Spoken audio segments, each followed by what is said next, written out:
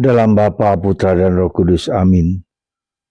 Tuhan, ajari kami untuk mendengarkan suara hati kami. Lakukan yang baik, hindari yang jahat. Mendengarkan suara orang lain untuk melihat yang baik dan tidak. Dan mendengarkan suara-Mu, Tuhan. Kami seringkali tuli, kami seringkali banyak omong. Bantu kami untuk mendengarkan dengan jujur kehendak-Mu yang baik. Terpujilah nama-Mu kini dan sepanjang segala masa. Amin. Para saudara, betapa pentingnya mendengarkan itu. Dan itu dikatakan oleh Yesus berkali-kali. Bahkan dalam bacaan pertama hari ini dari kitab Wahyu, kalau kamu mempunyai telinga, hendaklah kamu mendengarkan. Ya, sekali lagi berulang-ulang dikatakan mendengarkan. Dan mendengarkan awal dari iman, awal dari pertobatan, awal dari pembaruan hidup. Mendengarkan tidak hanya lewat telinga, tetapi lewat telinga batin kita. Kita belajar untuk memasuki panca indera batin, mendengarkan, melihat, merasakan, mencicipi, ya, semua. Ya. Saudara, hari ini di dalam Ordo Karmel diperingati Santo Rafael Kalinowski. Sebagai tentara dia dibuang ke Siberia, ya, kamp tahanan yang paling dingin selama 10 tahun di Rusia. Tapi setelah pulang dari sana, dia kemudian menjadi Karmelit. Dia mendengarkan suara batinnya. Dan ketika dia mendengarkan menjadi imam, dia juga membaharui gereja. Dia juga melayani umat. Karena pada waktu itu umat sedang kacau balau. Dikuasai oleh Rusia. Dan dia mendengarkan menjadi pemimpin. Menjadi pembaharu ordo dan gereja pada waktu itu. Saudara, sekali lagi kita mendengarkan. Beberapa hari yang lalu saya melihat dalam podcast kisah seorang miliuner, George Librowski, seorang Libanon yang mempunyai 5 bank besar dunia, 2 di London, 1 di New York, 1 di Bahrain, 1 di Jenewa. Kaya dan kaya. Dia mau mencari kebahagiaan. Tetapi kebahagiaan caranya dia mencari itu lewat apa? Uang, kekayaan, harta, wanita, seks. Dan dia mengatakan, saya sudah 1000 lebih bergaul dengan wanita. Seperti Salomo dia bilang. Tapi semua tidak membuat dia menjadi bahagia. Ya. Titik baliknya adalah ketika dia dituntut, ya, oleh seorang yang menuntut dia di pengadilan, dan itu membuat dia gelisah. Hartanya mau habis. Tapi ada seseorang mengatakan, pergilah ke Yesus.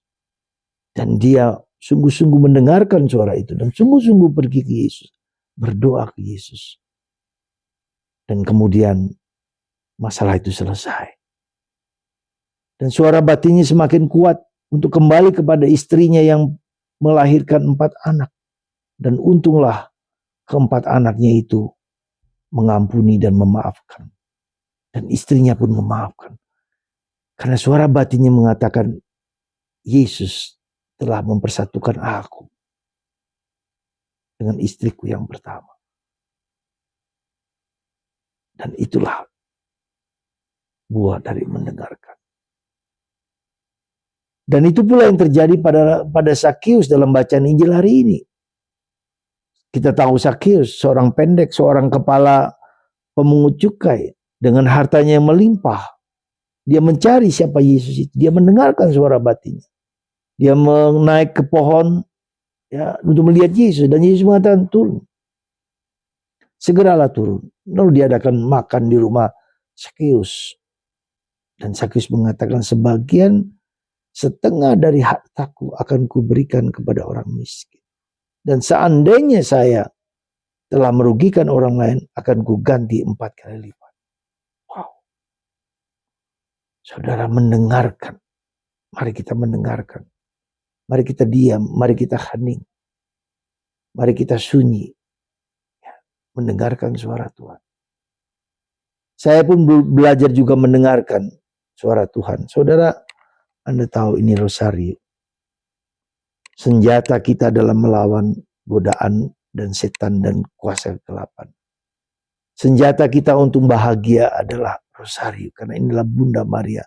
Dan inilah Yesus. Sederhana. Apa artinya rosario ini bagi Anda dan bagi kita? Kita semua sudah tahu.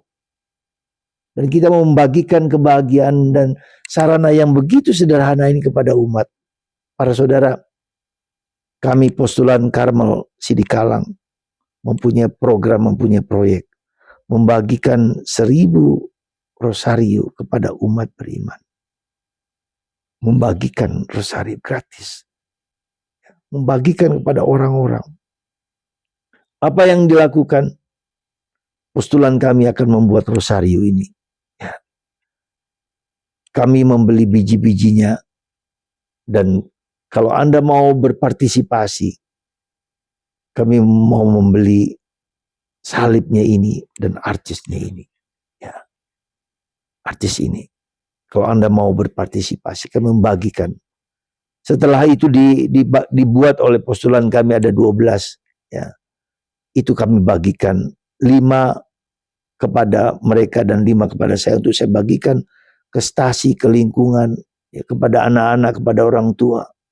Setelah saya doakan, setelah saya pakai, supaya mereka bersandar kepada Tuhan lewat Bunda Maria. Ini suara yang saya dengarkan dari hati saya, dari Bunda Maria, berbagi. Bukan berbagi uang, bukan bagi harta, tetapi berbagi rahmat. Jadi sekali lagi saudara, mari kita mendengarkan. Ya, saya berusaha untuk membagikan 1000 rosario kepada umat. Setiap kali saya misa di lingkungan, setiap kali saya misa di stasi, saya membagikan 5 atau 6 kepada umat. Ya, supaya mereka mendoakan rosario, mendoakan. Bagi Anda saudara sekalian terkasih, bila Anda berminat ikut serta dalam program ini, silakan WA saya. Ya. Caranya seperti apa, saya akan beritahu kepada Anda.